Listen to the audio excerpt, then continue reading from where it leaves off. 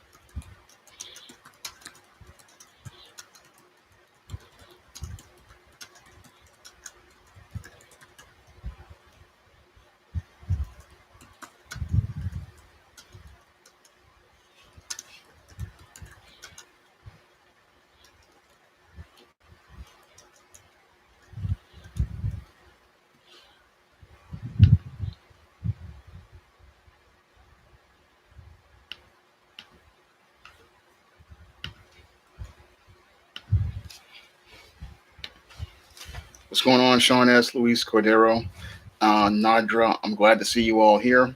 And tonight's live stream is going to be about how token black characters hurt black comic book, sci-fi, fantasy, and manga creators.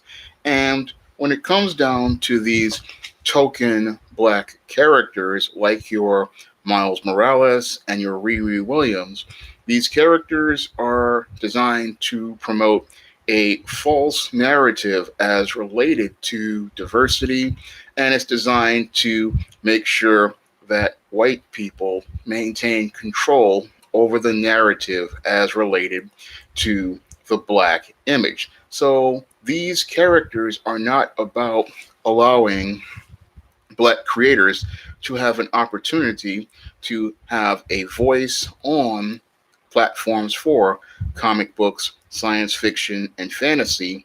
They are just there to be tokens so that companies like Marvel Comics, DC Comics, Image Comics, and their parent companies like Warner Brothers and Disney can have control over the narrative as related to black fantasy, science fiction, and manga, and have control over the narrative as related to the black image in science fiction, fantasy, manga, comic books, and control that narrative. And it's important for these companies to control that narrative because if they can control how black people imagine themselves, they can control how black people think about themselves and how they see themselves.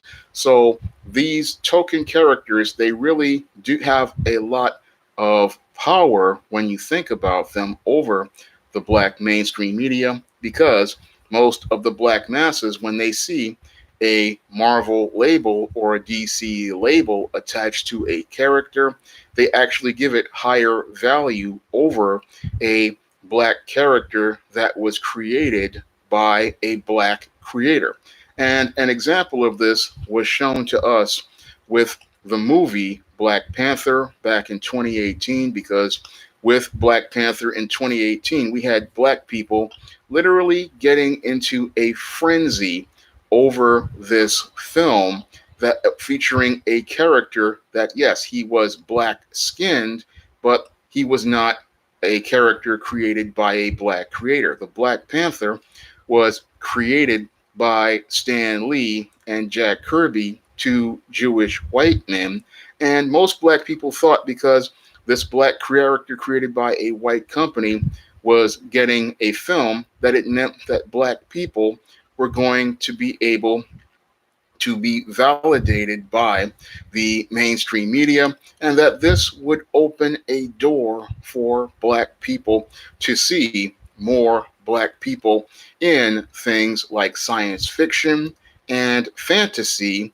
However, what these white supremacists over at Disney did when this film became the multi-billion-dollar success that was the number one movie in 2018, and it was the film that was an international box office hit, was they quickly slammed the door shut by bringing in Agent Duvernay, also known as Ava DuVernay, to direct the film A Wrinkle in Time. And A Wrinkle in Time was part of the passive aggressive nature as related to Hollywood and Madison Avenue, as related to the black image.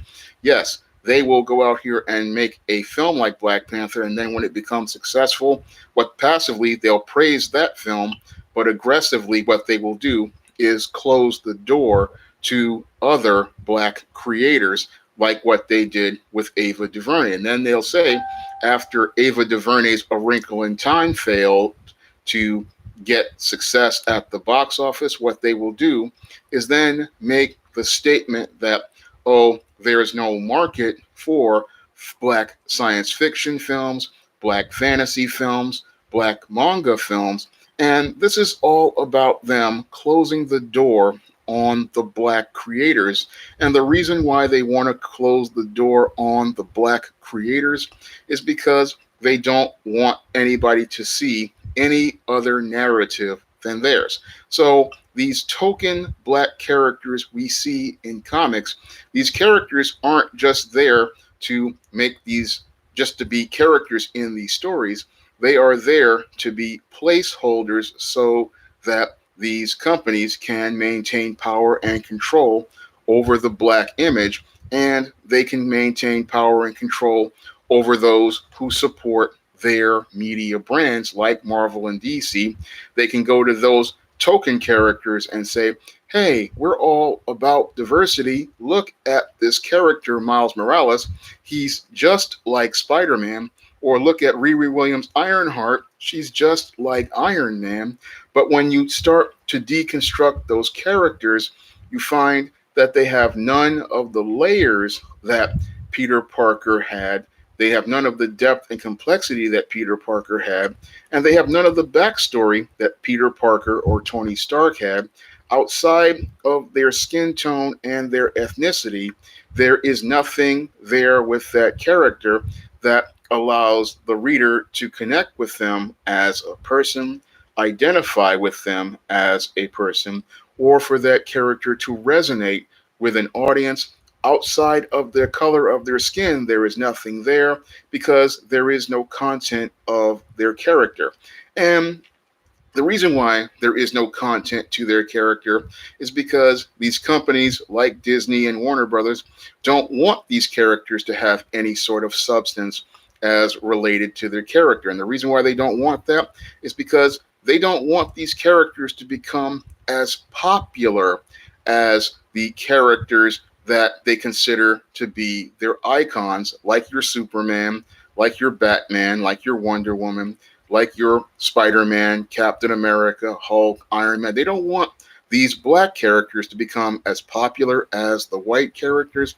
So they passive aggressively create these token characters so that they won't get as popular as their characters and that they will appear to be second best before their main characters. So what they want to do is get everybody focused on these token characters that they have and talk about diversity. And when they do that, it turns people's focus away from all of the great black characters out there that are on the marketplace that are made by black creators like myself.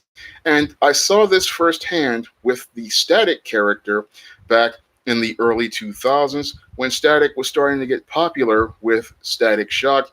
Warner Brothers did everything they could to bury that character, and it just failed because the character was a very strong character.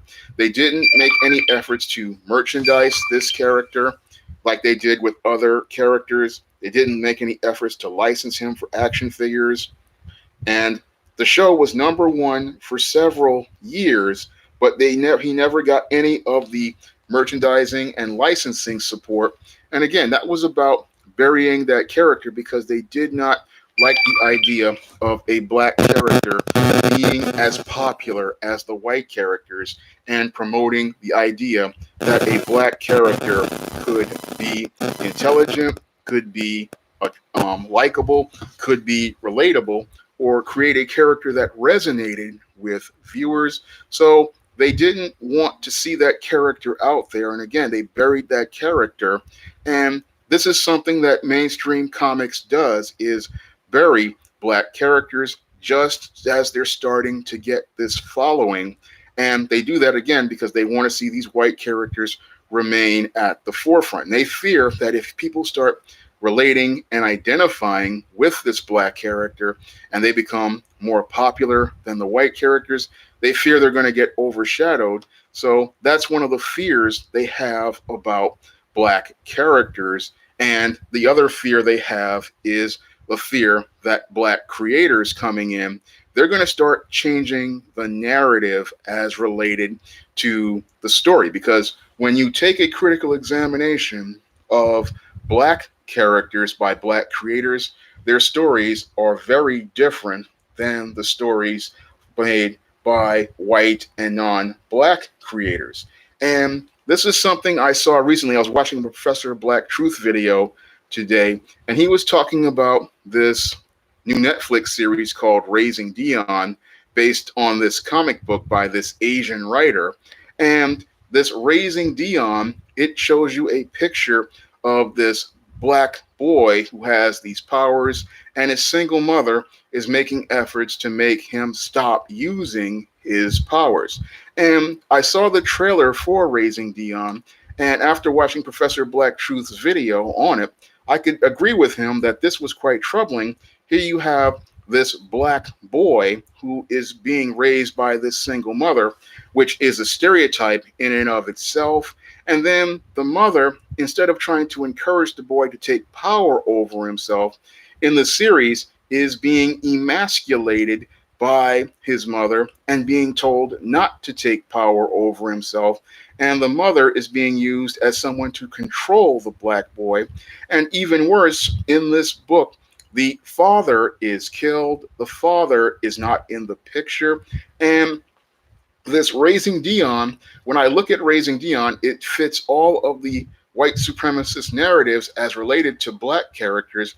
And it gives us a picture that white racists and Asian racists want us to see as related to black characters. They want us to see their view of black people and the black experience, which is this dysfunctional black single mother.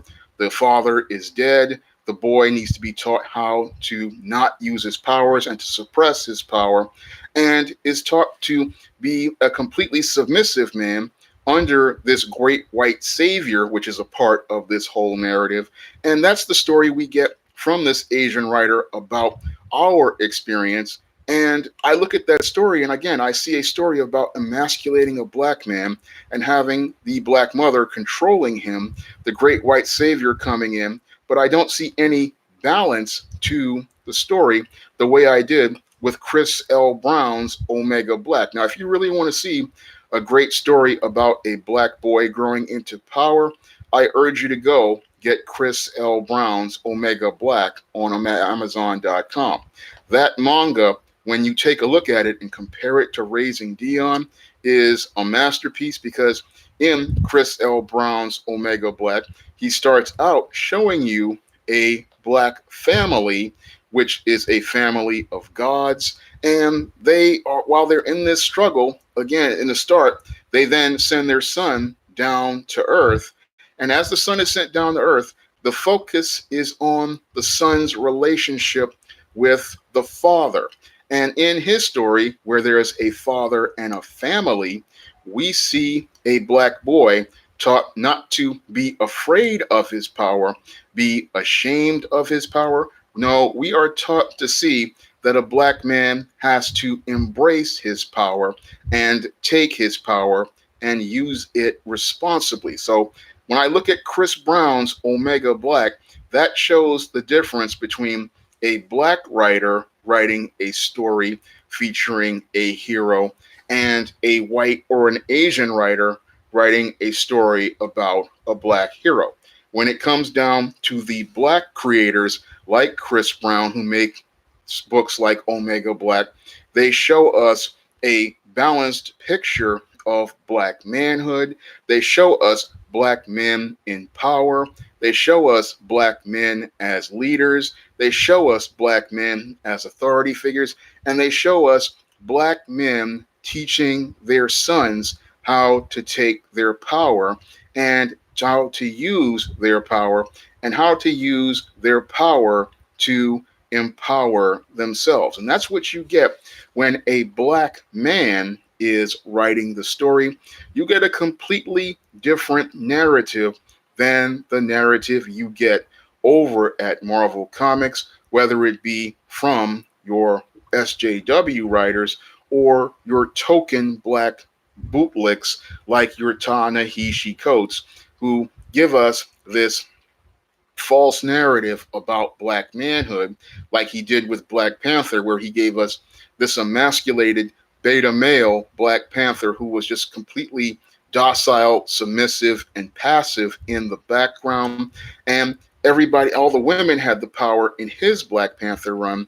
That's the type of run that your mainstream media wants to see as related to black characters. They don't want to see a black character learning how to take power for themselves, learning how to empower themselves, or learning how to use their power to build their own community.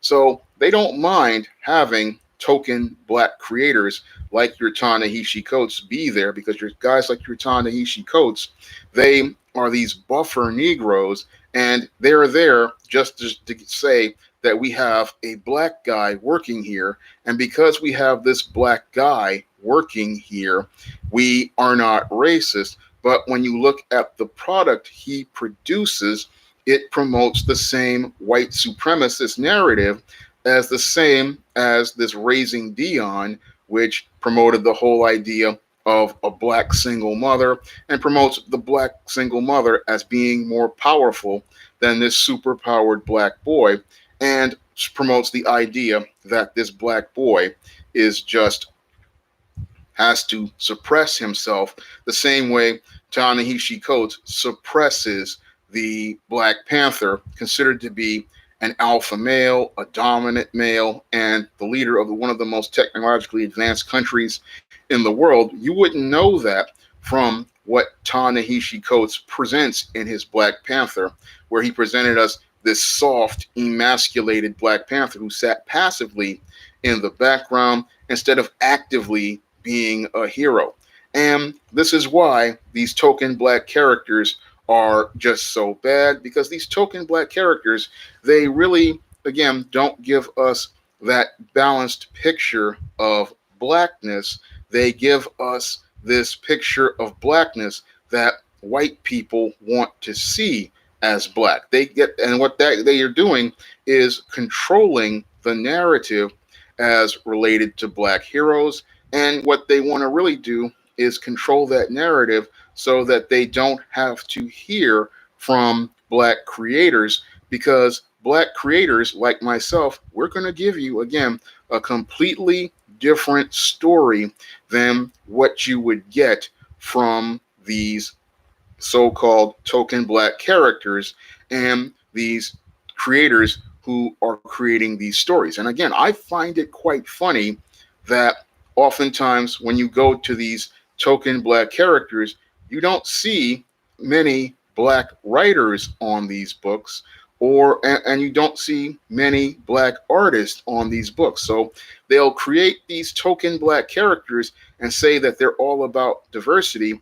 But when you get behind the scenes of a place like a Marvel Comics, like a DC Comics, like their parent companies like Warner Brothers and Disney, you don't see that many black faces writing the stories, doing the art, or working behind the scenes on these books. And the reason why you don't see those people is because when it comes down to these owners, they don't want to see black people there because one, they don't want black people controlling the narrative as related to those stories, and two, they don't want to put money in black people's pockets.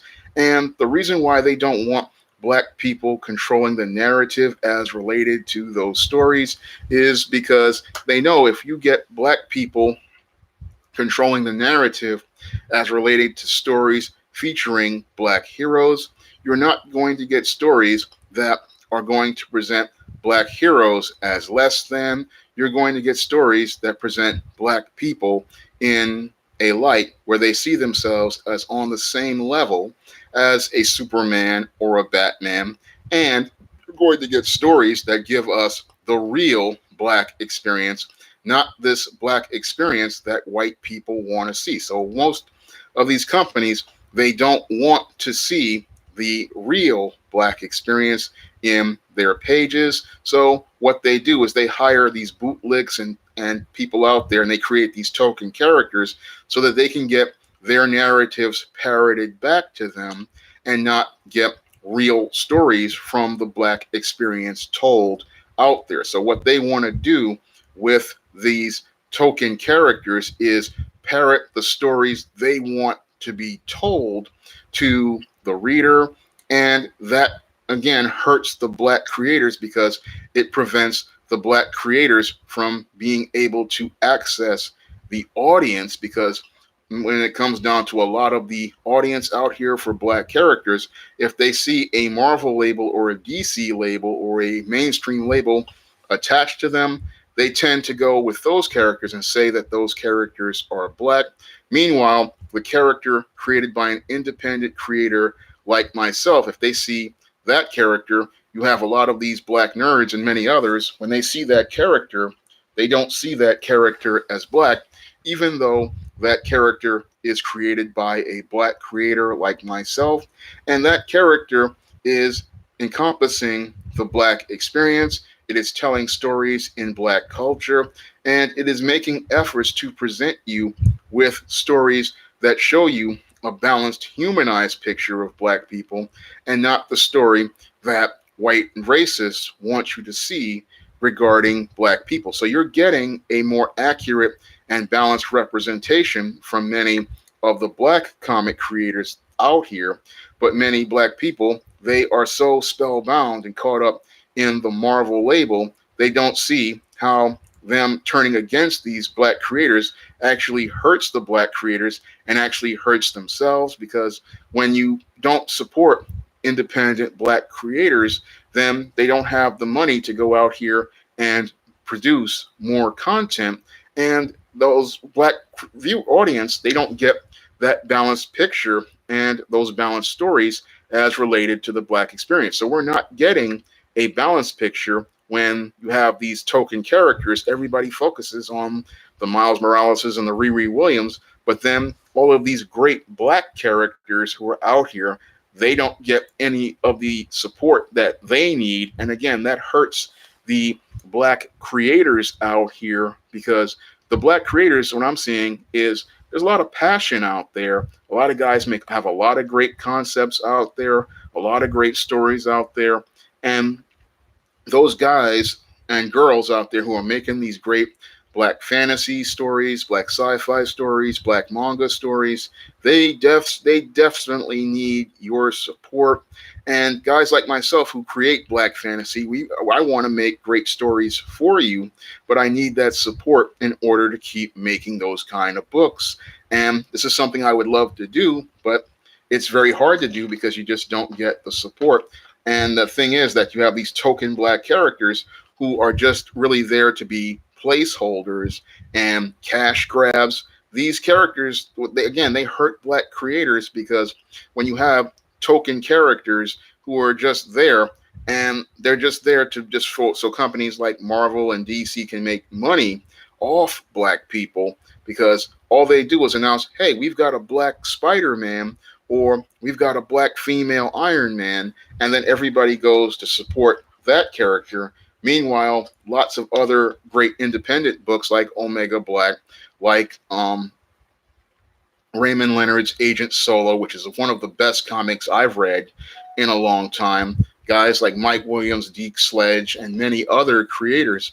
Those books and those strips don't get the support that they need, and they don't reach a larger audience because everybody's looking over at these token characters. And even worse, when you read the comics featuring those token characters, the stories are so bad that it really turns people away from black characters, and they don't see what can be so great about these stories from the black creators. Now, when I go over to the black creators, I see stories, again, that show me that there's a completely different narrative as related to black people, and I see a completely different set of stories about black people.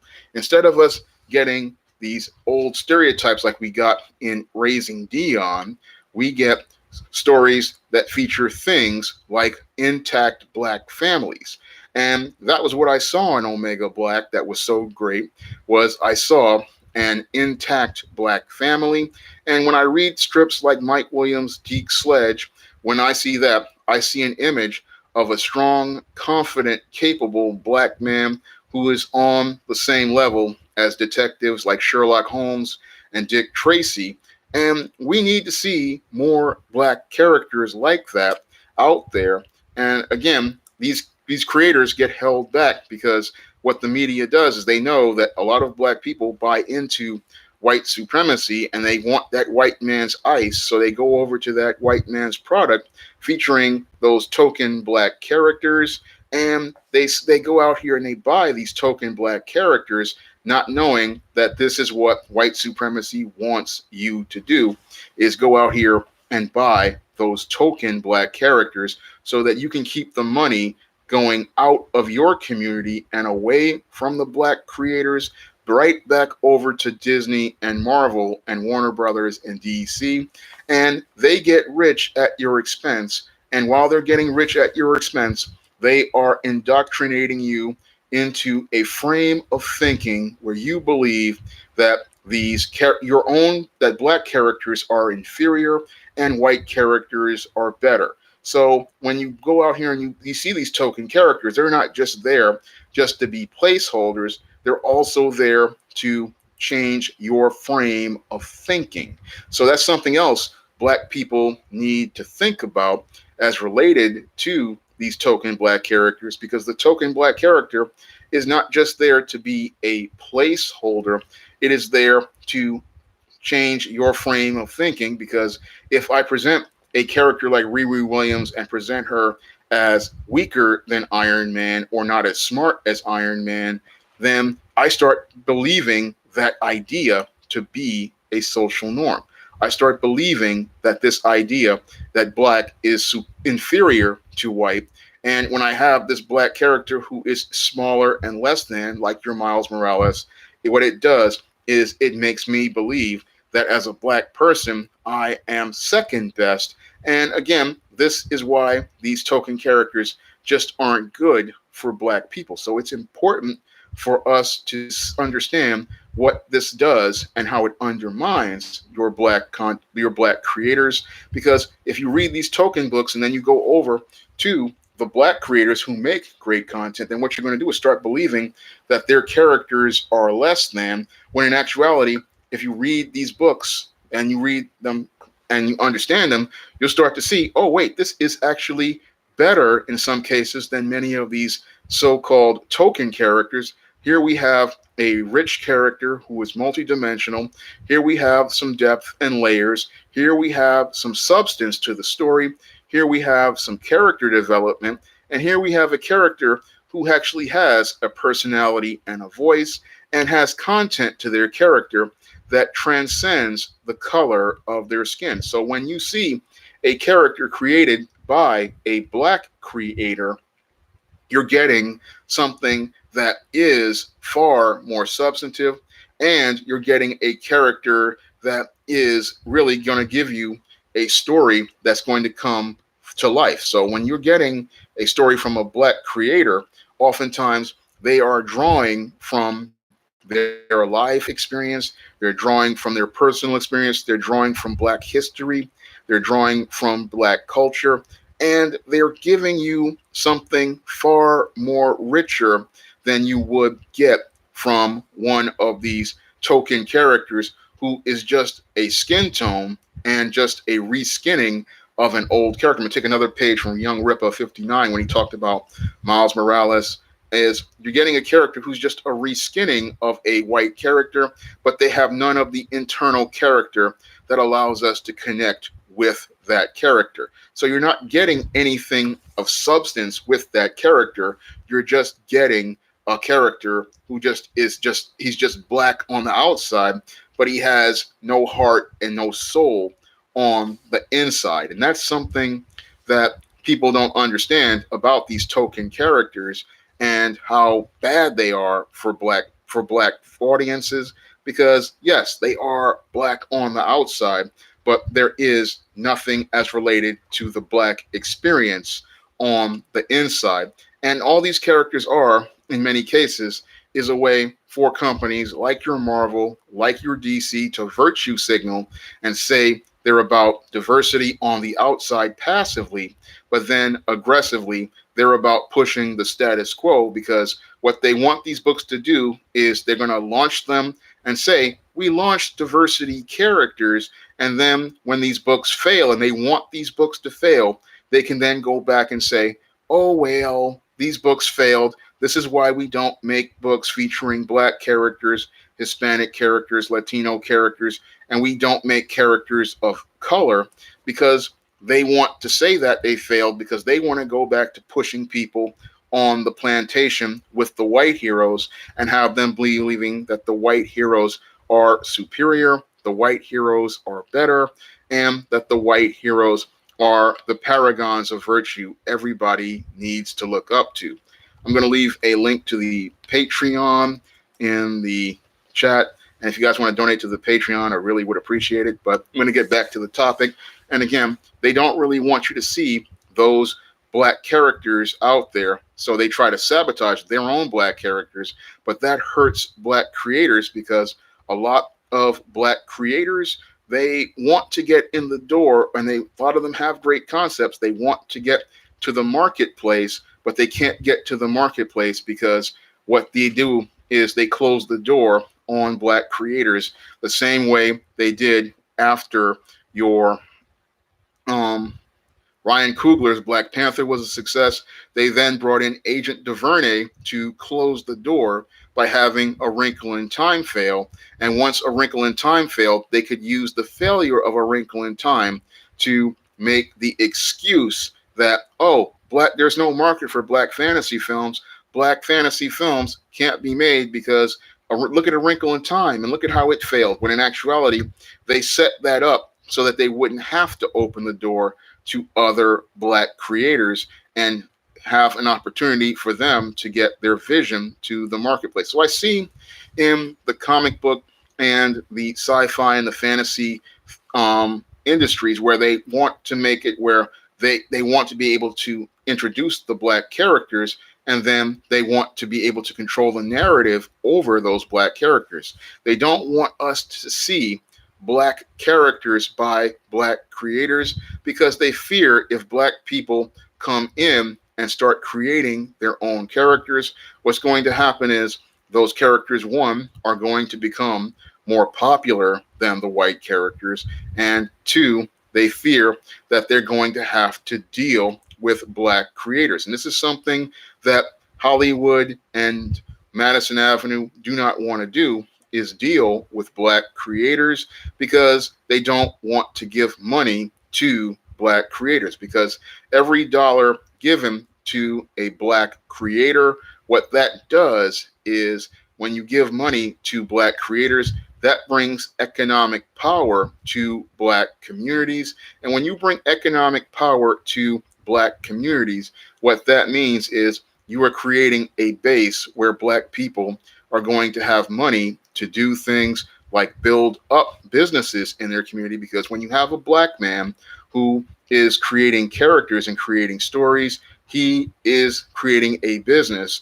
And if he does like I did when I hired Mike Williams to design the cover for John Haynes' Dark Succubus and John Haynes' A Conversation with Death, I am putting money in a black man's hands to create a black product, and I'm participating in group economics. So black dollars are going to a black creator, and black dollars are going towards creating something as related to the black image. So they don't want to see a black publisher like myself creating books like this, which give you this image of a strong, masculine, heterosexual black man in a leadership position. They don't like to see a black man doing that in the story. Moreover, they don't want to see a black man in real life empowering another black man and helping another black man through group economics. So that's something that they don't like to see. So they what they do is they get their hand-picked Negroes, and these hand-picked Negroes like your Agent DuVernay and your Michael Buck Dancing Bootlick Jordan, who produced this Raising Dion, they go get them to be the face, talking about how it's all about diversity and all about inclusion and all about acceptance, when in actuality, these people have no interest in helping to improve the black image and making every black image to be a positive one. They have no interest in it. And what they want to do is then take their money and give it right back to the white man. But they don't want to go out here and be a hero in the black community and take the money and then try to give it to other black artists, help out other black writers. Because I look at this, so again, this so-called talk about this diversity, and again, you don't see that many black faces working in the comic book industry on these books. You don't see that many black faces working on these black superhero shows these days, outside of what we saw with Luke Cage. And we saw what they did with Luke Cage, because Luke Cage was breaking away from the mainstream narrative. And then that second season, when we started to see Luke Cage become his own man, they quickly canceled that show because they didn't want to see that image of black manhood and black masculinity, because it did not fit the narrative they wanted to see. What they want to see is something like this Michael B. Jordan is producing with this Raising Dion, where you have this dysfunctional black boy, and this dysfunctional black boy is being raised by this single mother, and the single mother doesn't know what to do with him.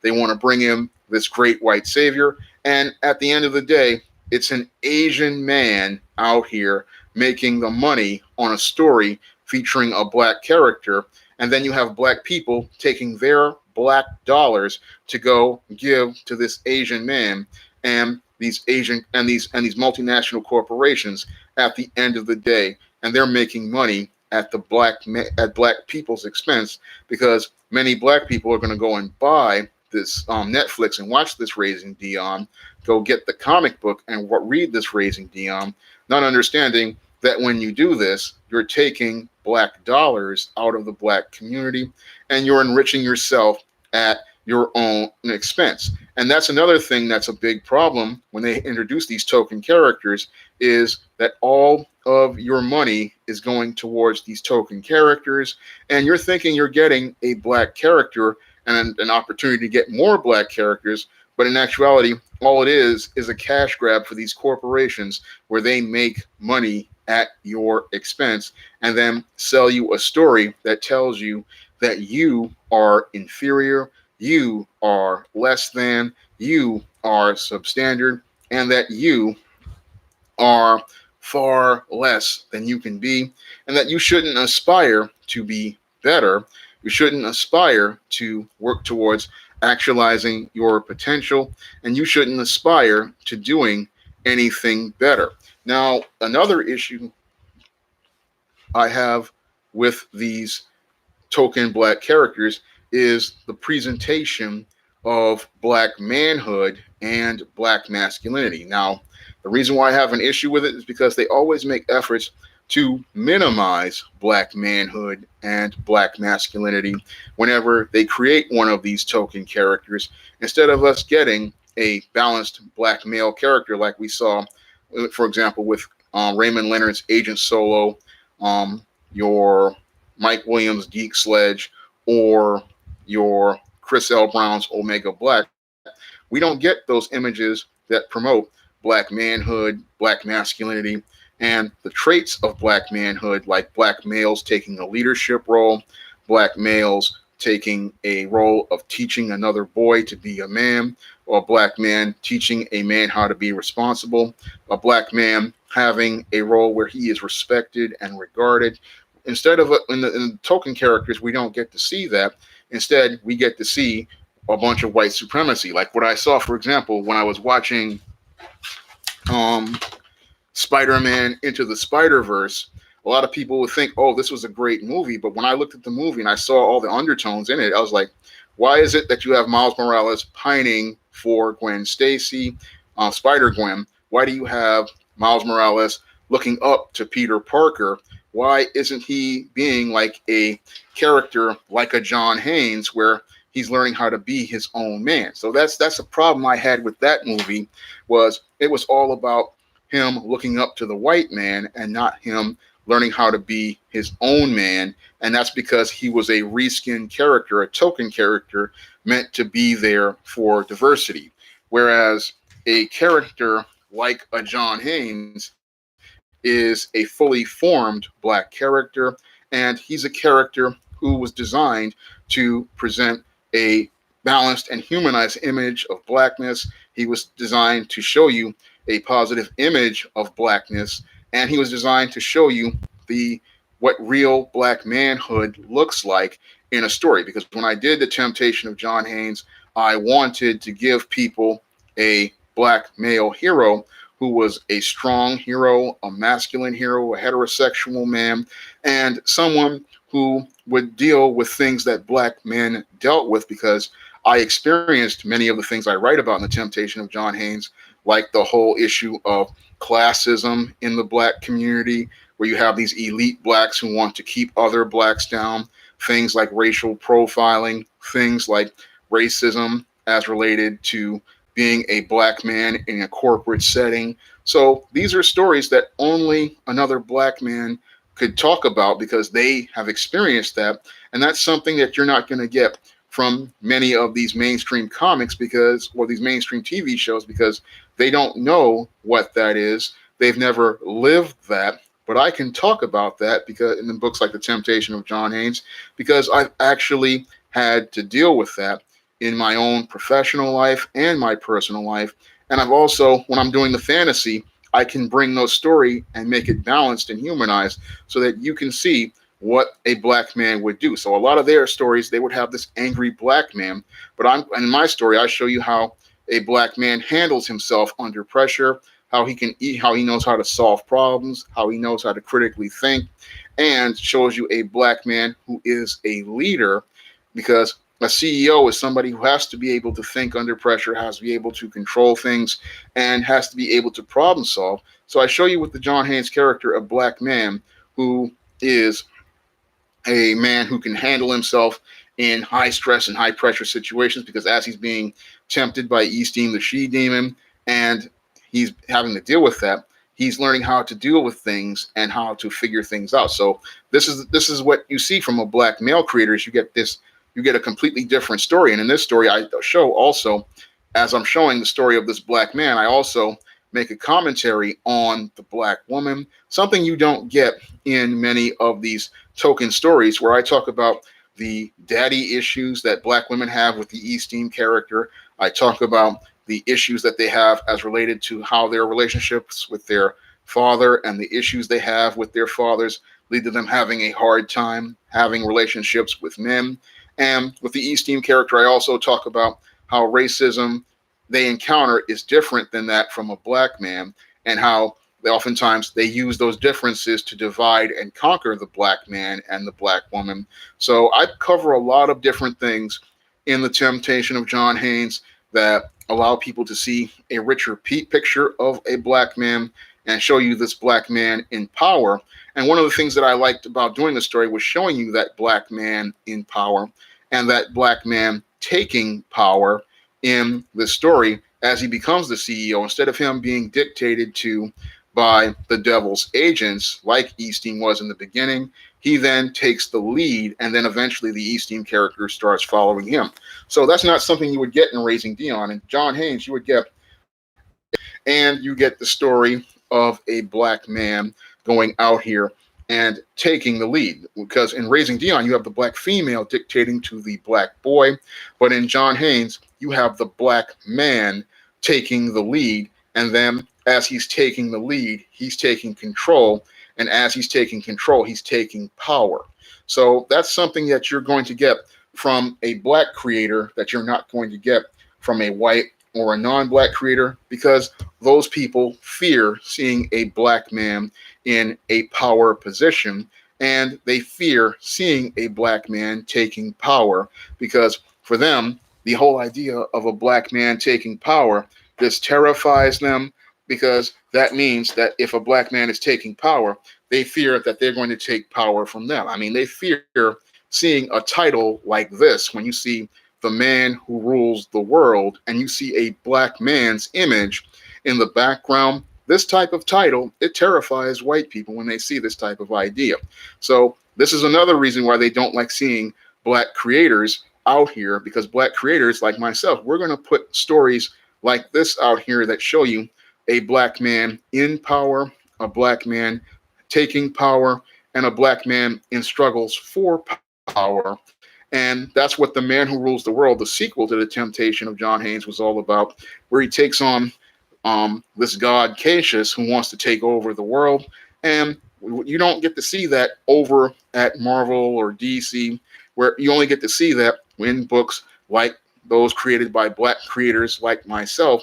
And again, they don't like the idea of this type of media, because when you see a black man talking about ruling the world, this is something that terrifies your white supremacists and even some of your black bootlicks out here. They fear the idea of an idea talking about a black man ruling the world, a black man taking power, and a black man having that kind of power. They don't really like to see that. And again, this is the type of story you get from a black creator, and this black creators out here creating. And here we have the connection getting unstable. I guess YouTube is getting scared of me talking about black characters having power and black creations having power, because they don't like the idea of hearing those type of things. They like to hear stuff like where you're talking like these token characters, where all they do is sit there and bootleg but for white people and look for attention and approval from white people. And they're looking up to white people as saviors.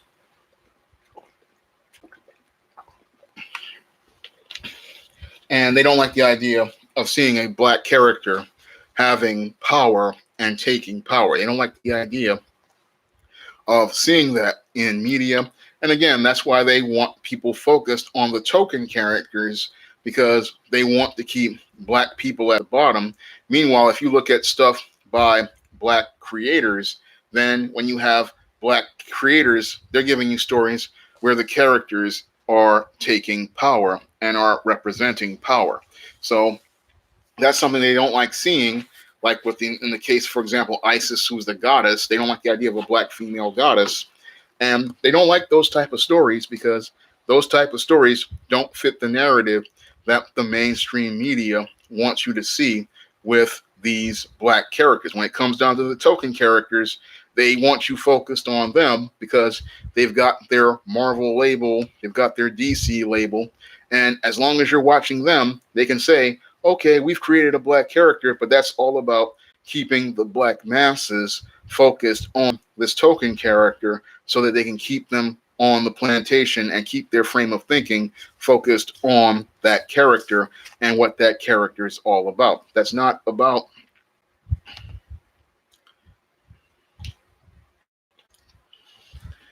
So that's what they want to do, is they want you to see these black characters who are really just sitting there waiting for the white man to tell them what to do, or to be the background characters for the white man. They don't really want you to see a black man taking the lead over himself, taking power over himself, taking control over himself, because yes, the black token characters have superpowers, but what really makes them weak is the fact that they don't have power or agency over themselves. When you look at the books written by black creators, you see heroes who have agency over themselves, who take power over themselves, who have control over their own lives.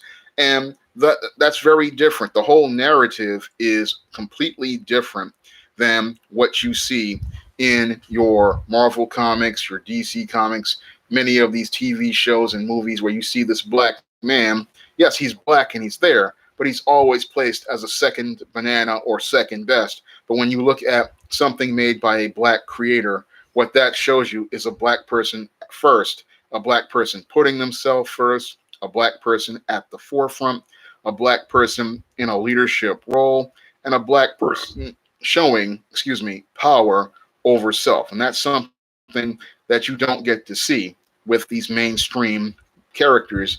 And again, this hurts black creators because the black creator is trying to show you a completely different narrative, but because people are so wedded to brands, they can't see that what these brands are presenting is an image of blackness that is toxic to black people.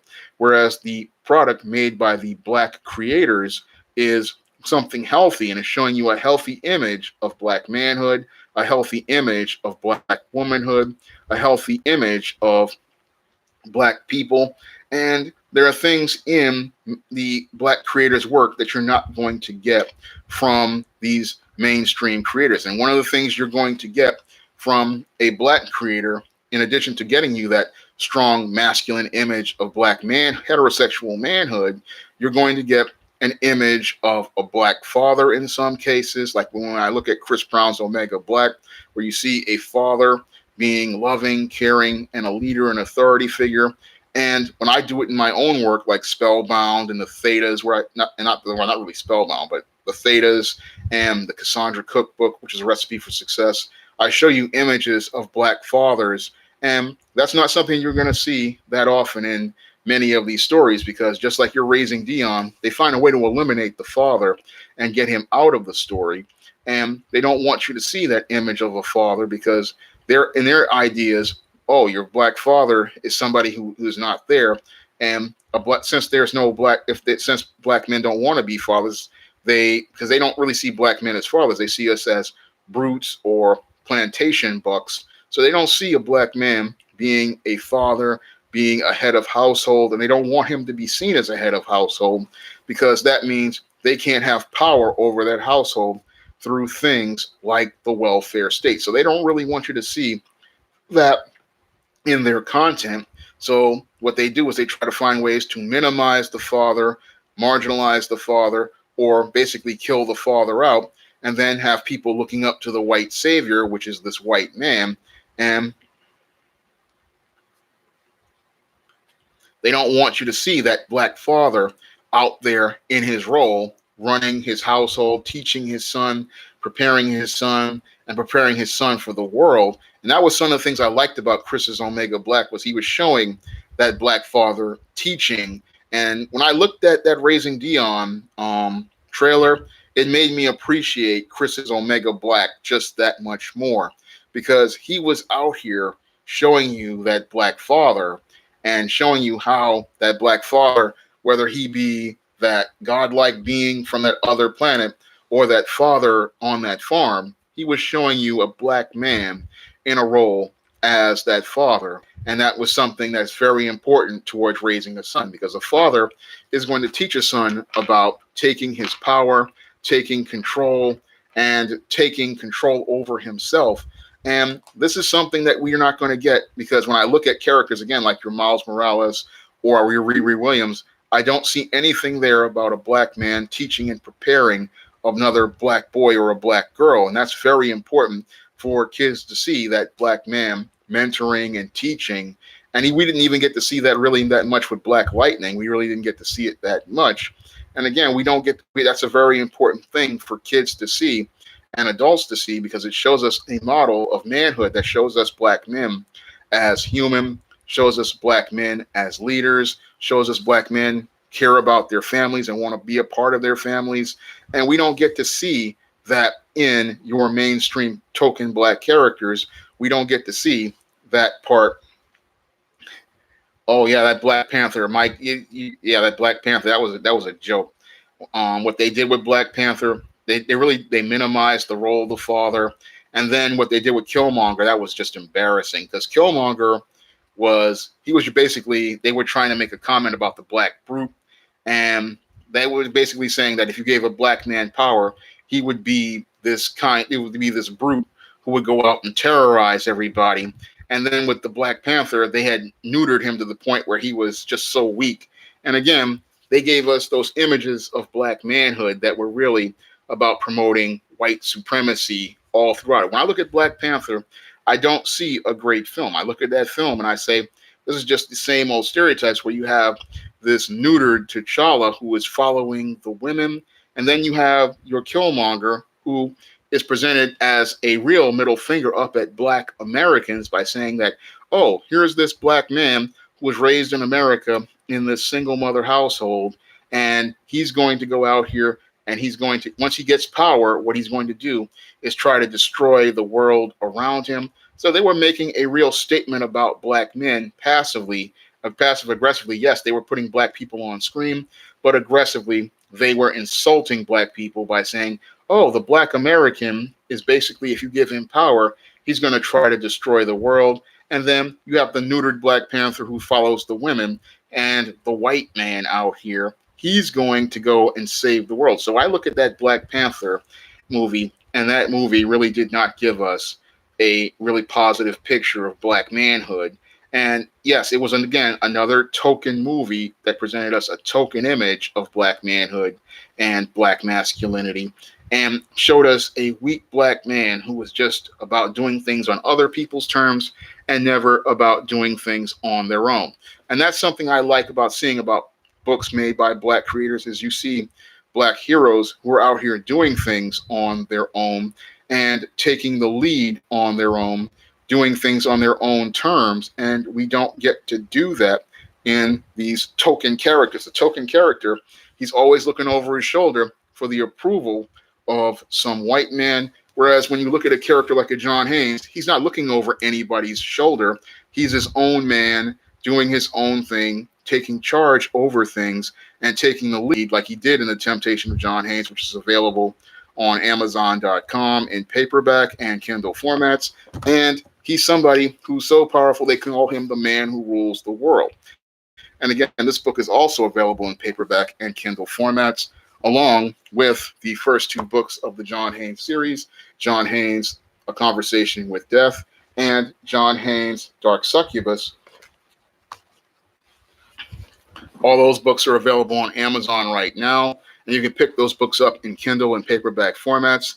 And they give you, again, that balanced picture of black manhood, that picture of black leadership, and show you a black man taking power. Now, again, that's something you're not going to get from these books, from these mainstream companies, which give you these token characters. They're only going to give you these neutered characters who are always looking towards some other white person and looking like a child. Whereas when you go to a book made by a black creator, you're going to get a black character who is a man and is a head of everything that he wants to do. So when you get to the black creators, you get a completely different story.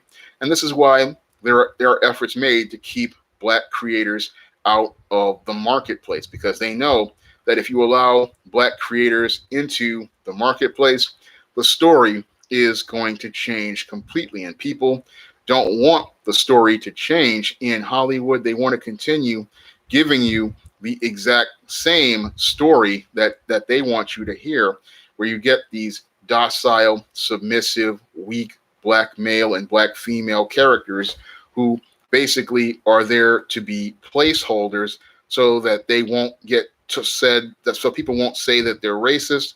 But the great irony is, by allowing those token characters to be there, we see how racist many at these companies are.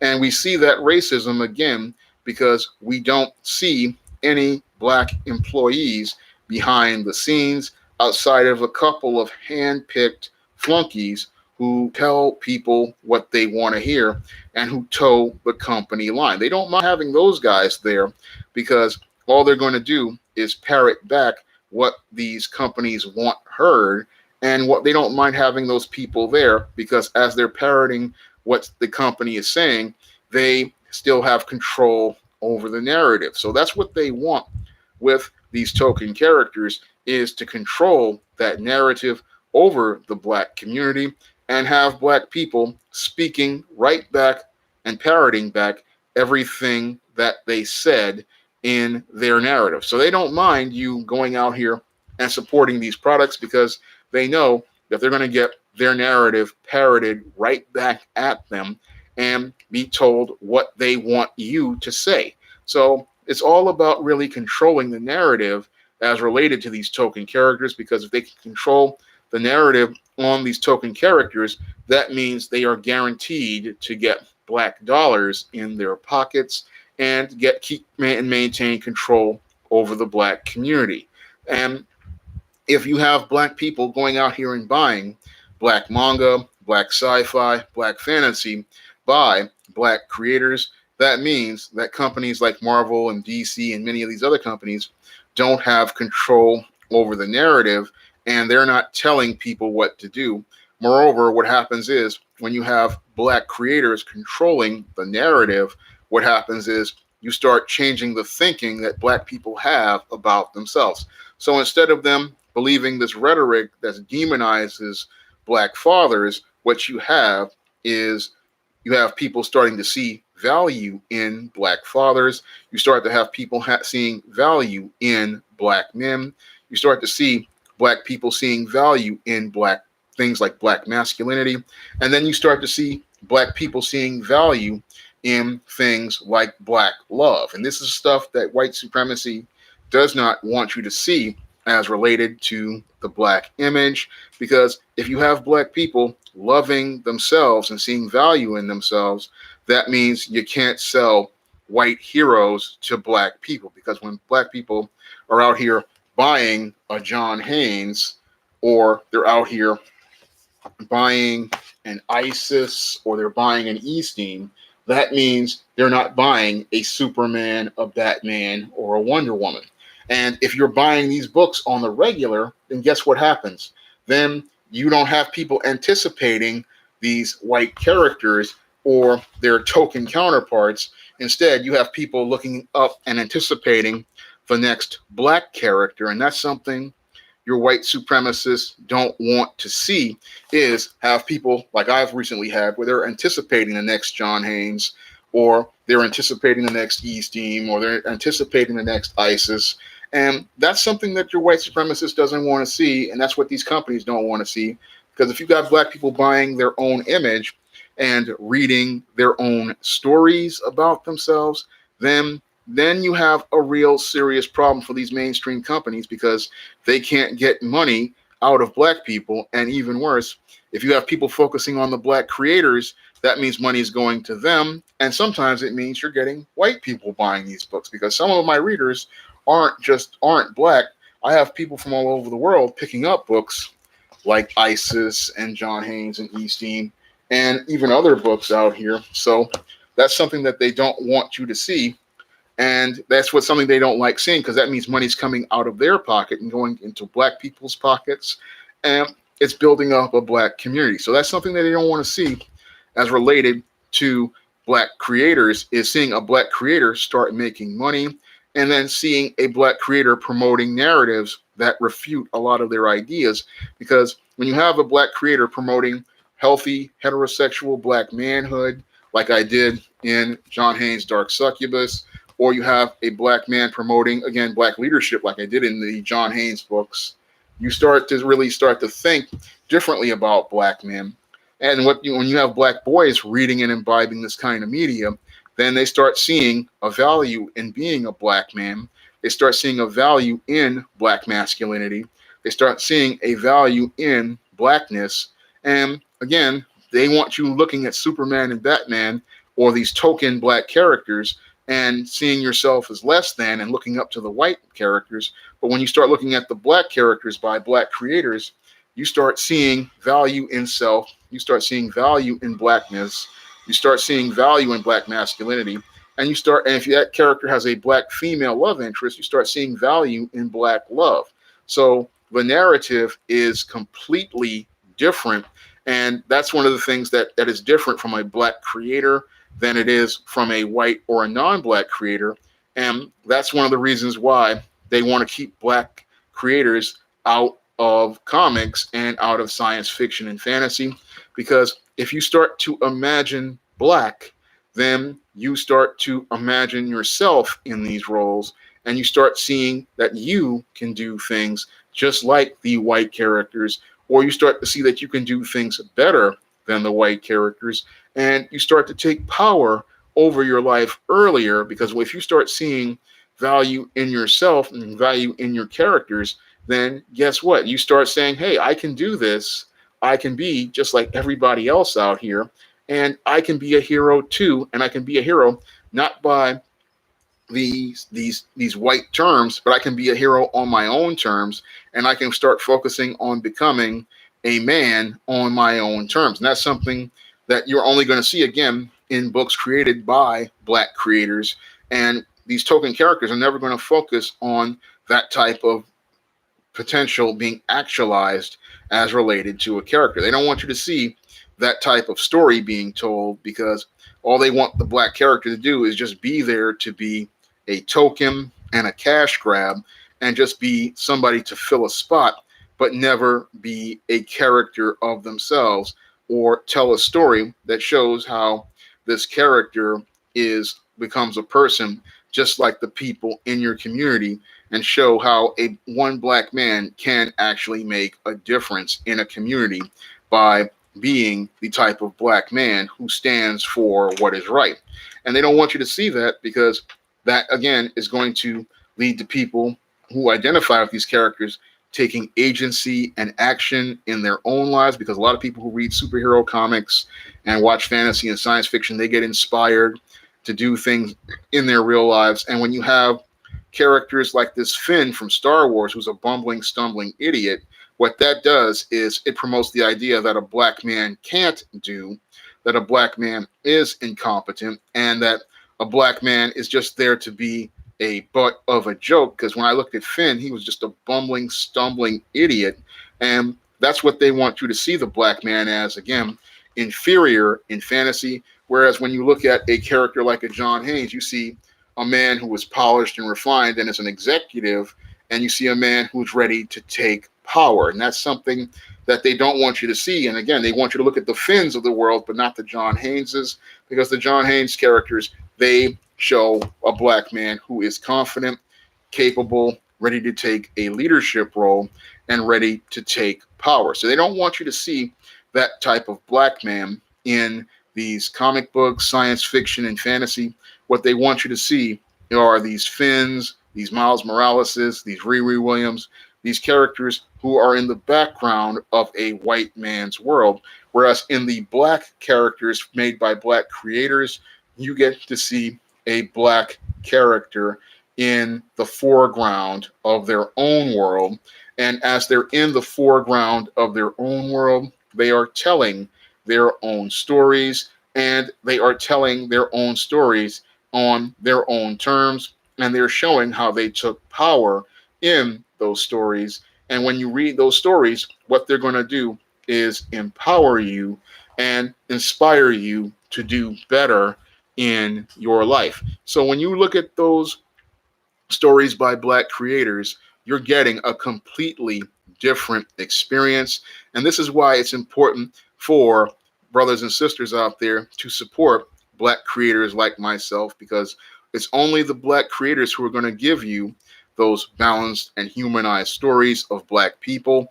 And it's only black creators that are going to go out here and make those efforts to really give you those stories that show you a balanced picture of the Black experience and show you those parts of Black culture that you usually don't see on mainstream platforms. Because on mainstream platforms, all we get is some white person or non-Black person's views and ideas about Black people, but it's Black creators like myself that go out here and make an effort to give you the Black experience because I've experienced it and I've done research on it, like I did for books like ISIS Imitation of Life, where I talk about not the racism in Jim Crow, but I talk about the Black towns, the Black-owned businesses, and the dedication to Black family, because all these other things made by white people always focus on the racism in Jim Crow, but you rarely would ever hear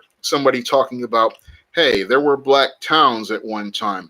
There were Black-owned businesses. There was a focus on Black families. There was a focus on Black community.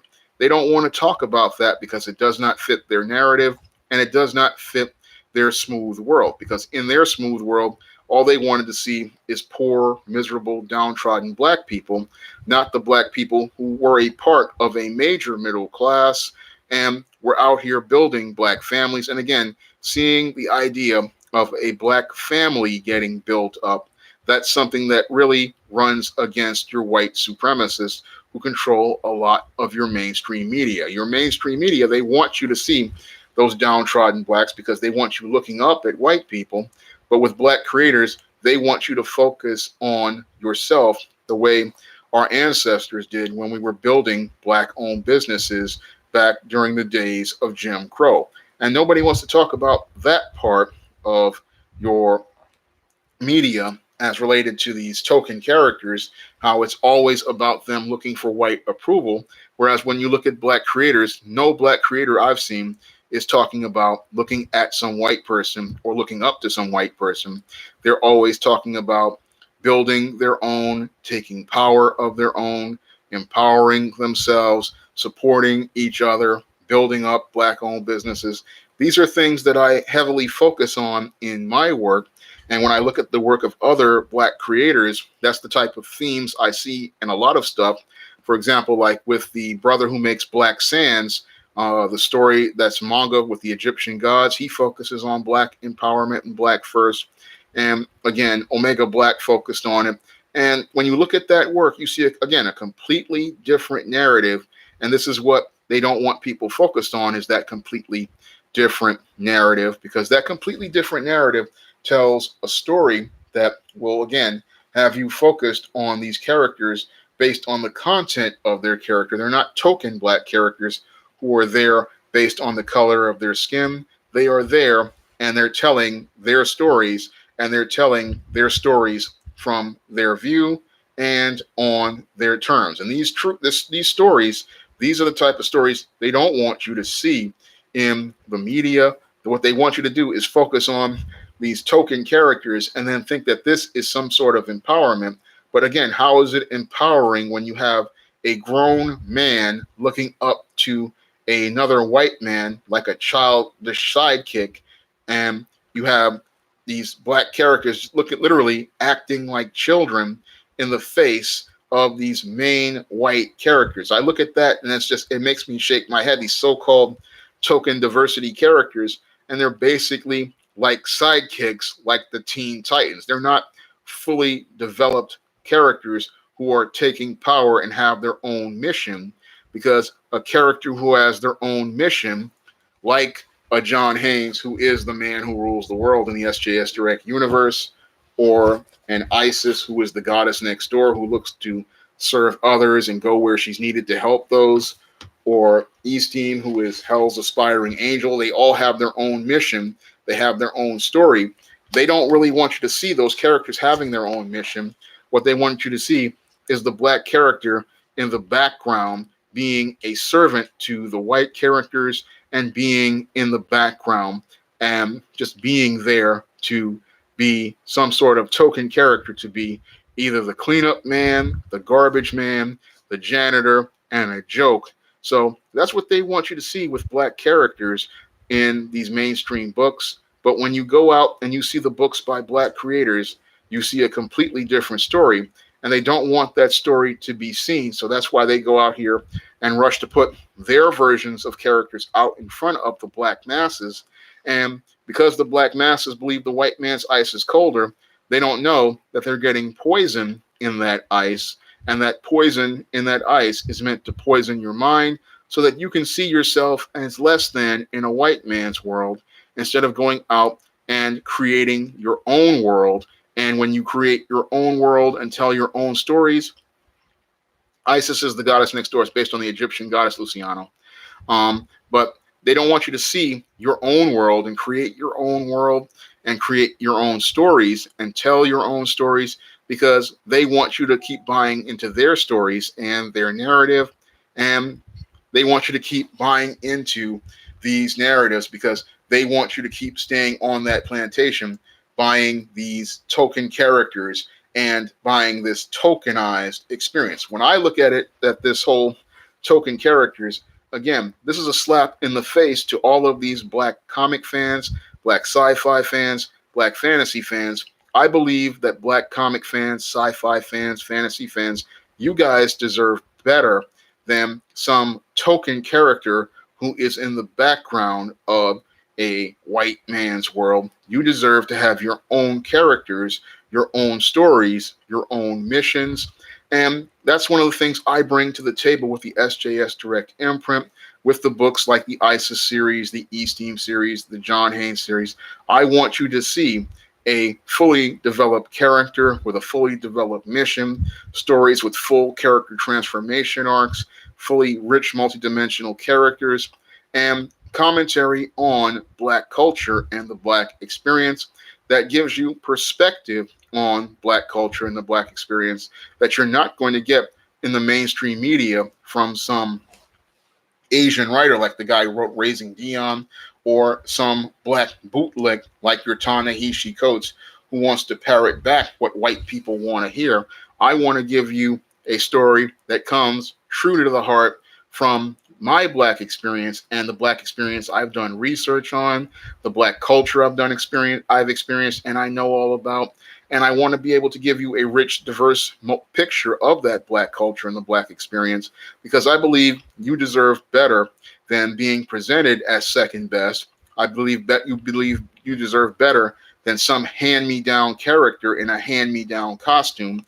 I believe that black readers deserve black characters who have their own costumes, tell their own stories, have their own missions, have their own goals, and give you stories that show you black people taking power in their communities, taking power over their own lives, and give you a picture of black people that is balanced and humanized, and not something that allows stereotypes to be repackaged and resold to the next generation. I'm going to get ready to wrap up tonight's stream. I really want to thank everybody for coming to the stream. And if you want to donate to the Patreon so I can continue to make more streams, you can do that by clicking the link in the chat. And if you want to donate to the Cash App, you can donate to the Cash App as well. And if you want to pick up the books of the SJS Direct universe, like The Temptation of John Haynes, which really gives you a positive image of black manhood and masculinity, you can pick this book up in paperback on Amazon.com by heading over to Amazon.com. And you can pick up the books that's like The Temptation sequel, The Man Who Rules the World, on Amazon as well in paperback and Kindle formats. And you can pick up the start of the John Haynes series, John Haynes, A Conversation with Death, on Amazon in paperback and Kindle formats. And it's also available on Smashwords as well. People love this book. They compare it to John Constantine. And you can pick up the 3 books of the SJS Direct 2019 catalog, ISIS All That Glitters, which is available in paperback and Kindle formats. And it's available if you have Kindle Unlimited. You can read this one for free. E-Steam Goddess Of, which is available on paperback and Kindle formats. And if you have Kindle Unlimited, you can read that one for free. And John Haynes' Dark Succubus, which features Mike Williams' awesome cover, just like John Haynes' A Conversation with Death. Both of these are Mike Williams covers. You can pick these up on Amazon in paperback, and you can also pick it up on Kindle as well. If you have Kindle Unlimited, you can get this book. And I really want to get my fiction sales up. And if you pick up the books of John Haynes and Isis and Eastim, you're going to get some great stories that feature positive images of Black people and promote stories about the Black experience and give you a Black experience you wouldn't get in a book like your Miles Morales Spider-Man or Riri Williams Ironheart. So I urge you to please pick up those books, give them a try. These are some of the best. These are some of the best stories you're ever going to experience. And I hope that you learn something from this stream. And I hope to be back soon with another stream. Thank you again, and I hope you'll be back soon.